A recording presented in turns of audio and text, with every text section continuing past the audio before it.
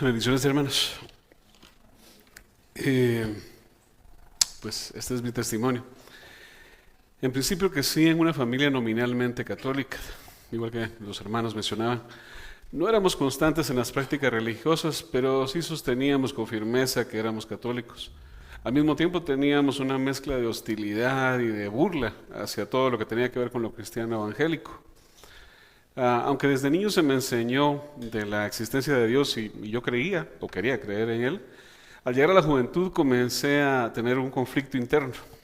Necesitaba de alguna manera reconciliar el concepto de Dios todopoderoso y bueno que quería haber entendido con mi propio pecado y con las enseñanzas católicas, y ninguna de ellas parecía hacer sentido juntas. Todo esto me dio el pretexto para caminar de forma cada vez más deliberada y cada vez más desafiante y orgullosa hacia el ateísmo.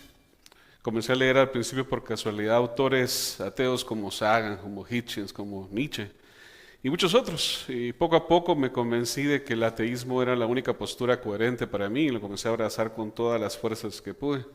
Con la llegada del Internet, mi entusiasmo por el ateísmo creció.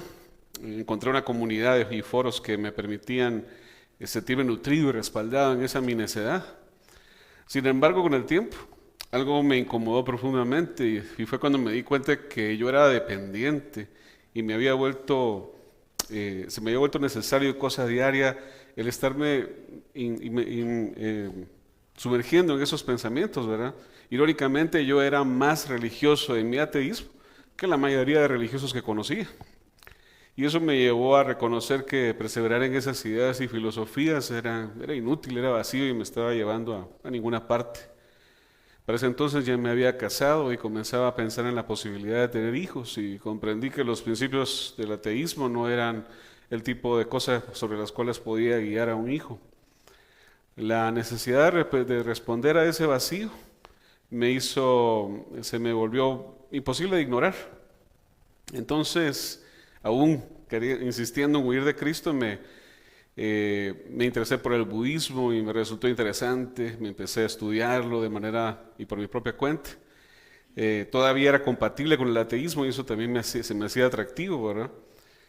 Aprendí de meditación, incluso hasta llegué a disfrutar de ese tipo de sueños conscientes que se vienen con esas prácticas.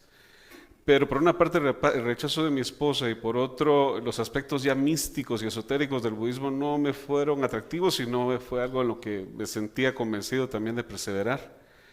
Poco después de esto comencé a trabajar en un colegio católico. Esa etapa de mi vida fue bastante complicada, pero claramente diseñada por el Señor. Continuaba sintiendo la necesidad de buscar alguna respuesta espiritual que en realidad fuera viable. Y por otra parte me sentía profundamente frustrado y reprimido. Había tenido que regresar a la docencia, no quería hacerlo. Y había tenido que dejar un trabajo que para aquel entonces ya había levantado yo como un ídolo. A eso se sumaba un desasosiego constante. A pesar de tener muchas cosas que se suponía debían darme felicidad, una esposa hermosa que me amaba, casa, carro, sueldos puntos,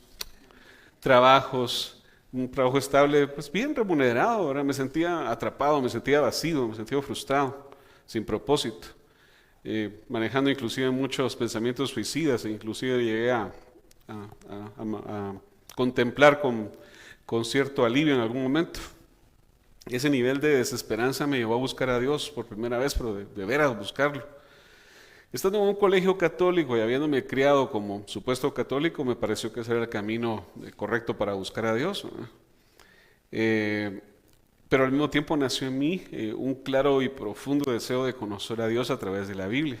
Así que me dispuse a avanzar en ambas rutas al mismo tiempo, es decir, el catolicismo y el estudio de la Biblia. Y muy pronto se hizo evidente que eran irreconciliables y que no podía hacer ambas cosas al mismo tiempo y tenía que renunciar a uno de los dos y claramente no era la Biblia. En aquel tiempo me avergonzaba admitirlo, pero quería ir a una iglesia evangélica. Como mi esposa mostraba ya cierto interés en las cosas de iglesia, encontré la manera de presentarle la idea como que fuera una cortesía, como que fuera una concesión con ella. Y fue en esa primera visita que también se puso de manifiesto entre mí mismo y entre mi esposa, que abiertamente necesitaba de Cristo y quería seguirlo. Entendía muy poco del Evangelio en aquel momento, pero sí sabía que ante Dios mis obras eran como trapos de inmundicia. Inclusive ese poner un pie en una iglesia evangélica era aceptar eso, era aceptar que todo cuanto había vivido, todo cuanto había hecho, todas mis bondades se podía circunscribir a la idea de un trapo sucio, y el entrar a esa iglesia y esa primera ocasión daba una acción que demostraba ante mí mismo que me estaba rindiendo ante esa verdad. Después de esto, comencé a entender y a abrazar de lleno las doctrinas que me asombraban, me humillaban y me renovaban mi mente, ¿verdad? La inutilidad de mis obras, la santidad de Dios, la obra redentora de Cristo, la salvación por gracia a través de la fe, la soberanía de Dios.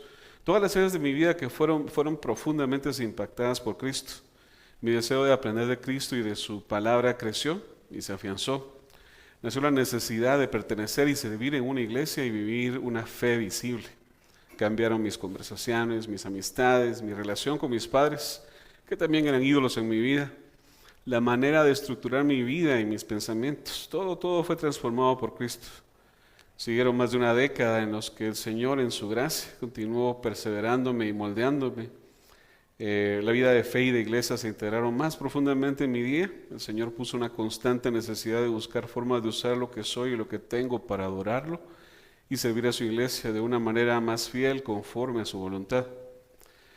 Estoy convencido de que ha sido el Señor mismo, en su bondad para conmigo y mi familia, quien nos trajo acá a Antorcha junto con ustedes. Mi deseo es someterme a su plan dentro de esta iglesia local y continuar buscando su rostro y sirviendo aquí hasta que el Señor así lo quiera. Toda la gloria sea para Él. Soli de gloria. Gracias, hermanos.